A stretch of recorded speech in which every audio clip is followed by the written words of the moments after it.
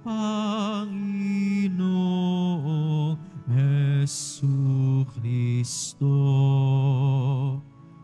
Nagpupuri kami sa iyo, Panginoong Jesucristo. Diyos ko sa aking igawad, loobing tunay na tapat, puso ko'y gawin mong wagas, nang manauli ang galak, bunga ng iyong pagliligtas. Nagpupuri kami sa iyo, Panginoong Jesucristo.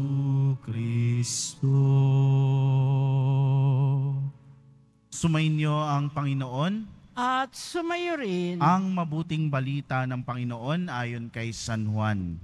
Papuri sa iyo, Panginoon. Nang dumating ang pagdiriwang ng pista ng mga Hudyo, pumunta si Jesus sa Jerusalem. Sa lungsod na ito, malapit sa pintuan ng mga tupa, ay may malaking deposito ng tubig na may 5 portiko. Kung tawagin ito sa wikang Hebreo ay Bethesda. Natitipon dito ang maraming may sakit, mga bulag, mga pilay, at mga paralitiko. Hinihintay nilang gumalaw ang tubig sapagkat may panahong bumababa ang isang anghel ng Panginoon at kinakalawkaw ang tubig. Ang maunang lumusong pagkatapos makalawkaw ng tubig ay gumagaling, anuman ang kanyang karamdaman. Dooy may isang lalaking 38 taon nang may sakit, at siya'y nakita ni Jesus.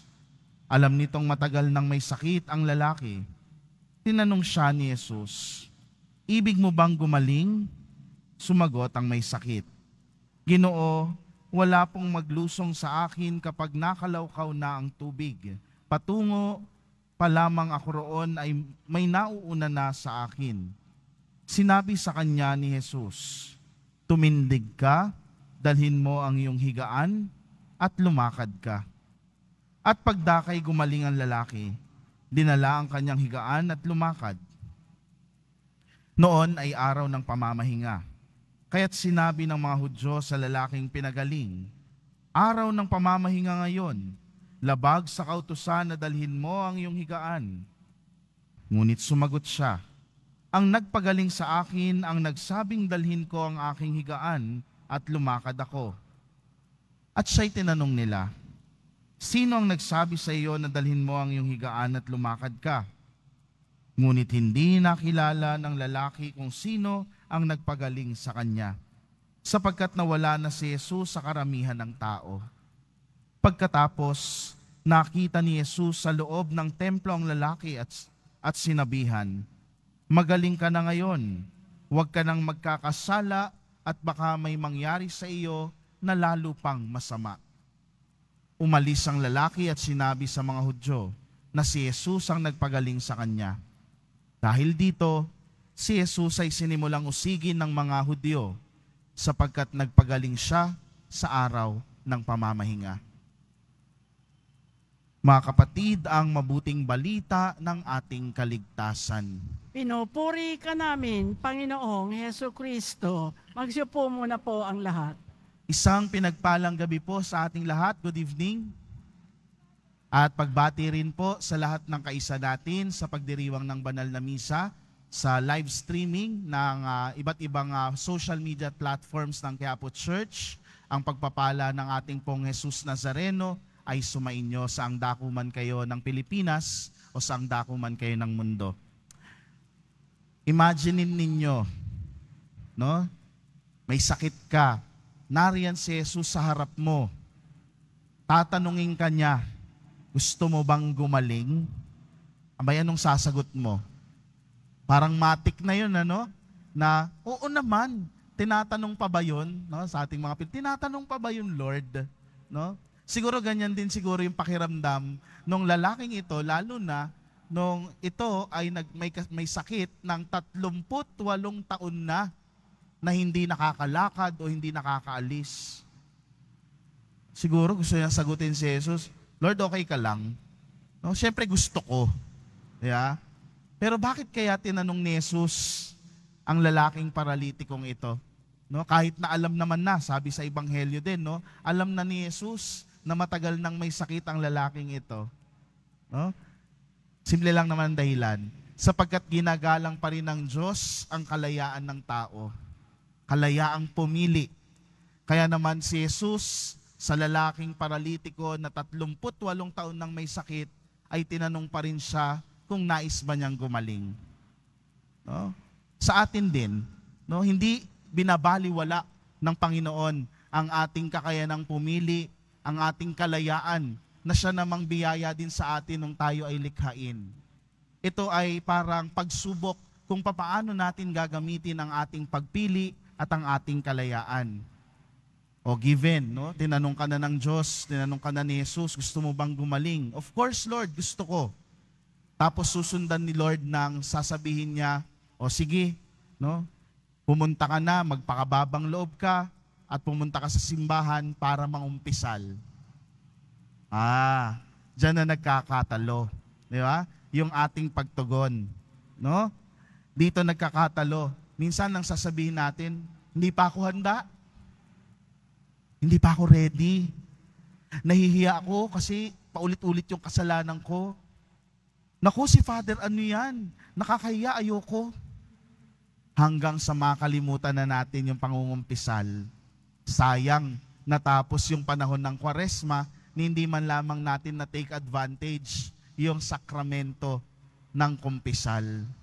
Ang mga sakramentong ito ay salamin ng abot-abot at nag-uumapaw na grasya ng Diyos.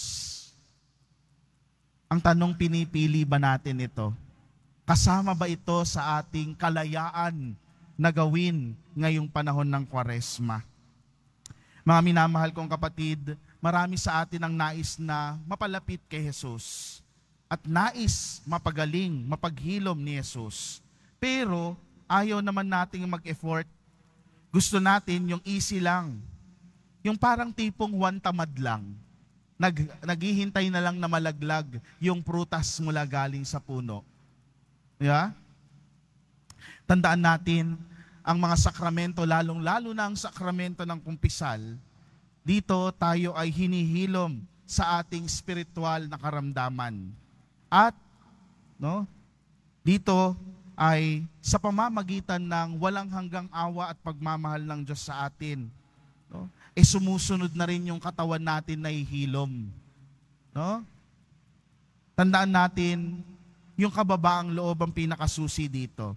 Kung tayo ay magpapakababa ng loob sa pamamagitan ng sakramento, hinahayaan natin na hugasan tayo sa ating mga kasalanan, gaano man ito kalaki o kaliit ang kasalanan na ito. At ipinagkakatiwala natin ang ating mga sarili sa mapaghilom na kamay ni Jesus. Yung lalaking paralitiko na pinagaling, wala namang pagdadalawang isip na sinunod niya yung sinabi ni Jesus na kunin mo ang iyong higaan, buhatin mo at maglakad ka. Siyempre kasi gusto niyang gumaling. Tayo din ngayong panahon ng Kwaresma, sinasabihan ni Jesus kung nais nating maghilom, maayos ang ating mga relasyon, gumaling sa ating mga karamdaman, ihinto natin yung ating pagkakasala. Lumapit tayo sa sakramento ng kumpisal. Sabi nga po ni St. John Paul II, confession is an act of honesty and courage, an act of entrusting ourselves beyond sin to the mercy of a loving and forgiving God. Pagkakatiwala natin sa ating Panginoon na mahabagin, maawain ang ating mga sarili. Kung babalikan natin itong lalaking ito, na may sakit na 38 taon na, mahabang panahon nito, ay siya ay pinagaling kaagad ng ating Panginoong Jesus. sinunod niya yung command o yung utos ni Jesus. At ang taong ito ay gumaling. Hindi na niya inisip kung ngayon ba ay panahon ng pangilin o araw ng pangilin or Sabbath day. Basta ang mahalaga sa kanya ay gumaling. Ano nga ba ang naging susi nitong paghihilom o paggaling ng lalaking ito? Yung kanyang kababaang loob na sundin si Jesus. Madaming pagkakataon po sa buhay natin na natatakot tayo, nag-aalangan tayo, nagdududa tayo, nagpapaliban tayo na magpunta sa simbahan para mangumpisal. Ano ba yung iniisip mo? Itaas natin lahat ito kay Jesus. No? I-consider natin kung ano yung mapapala at mararanasan natin sa tuwing tayo ipapasok sa kumpisalan. Alalahanin natin na ang sakramento ng kumpisal, ang pagkakataon na tayo'y nililinis ng Diyos at pinapaalalahanan tayo na kinaawaan at kinahahabagan niya tayo. Mga minamahal kong kapatid, yan ang hilingin nating grasya ngayon sa pagtanggap natin kay Kristo sa banal na Eucharistia. Nawa ay biyayaan niya tayo ng kababaang loob ng kahit na anumang mga karamdaman, spiritual man o pisikal, ay maitaas natin sa Kanya at kagaya ng paralitikong lalaki ay makamit at maranasan din natin ang paghihilom na ating hinihiling.